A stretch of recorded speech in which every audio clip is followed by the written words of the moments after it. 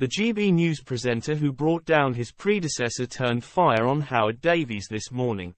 Nigel Farage has blasted NatWest boss Howard Davies after the £763,000 a year banker claimed it is not difficult for Britons to get on the housing ladder.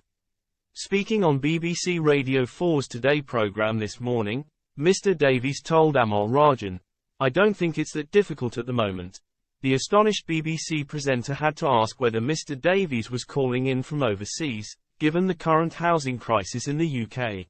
The rich NatWest chief patronisingly explained, "You have to save, and that's the way it always used to be." He warned there are dangers in making mortgage credit too easy for youngsters to acquire.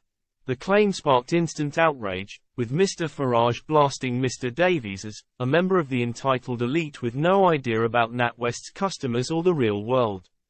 Speaking on GB News, the top presenter added, "Talk to anybody under the age of 40 living in any of our big cities and their generation rent. The only way they can get onto the property ladder is if their parents give them, if they're fortunate enough, their inheritance early. It is all but impossible for young people to get on the property ladder.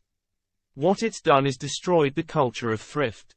Howard says, "Save, but I've spoken to young people who say there's no point saving because we're never going to save enough even to get the deposit that is now required." He pointed out that Mr. Davies is the head of a bank with 19 million customers. 19 million customers. He couldn't be further away from the center of gravity of public opinion. He said, he couldn't be further away from his own customers if he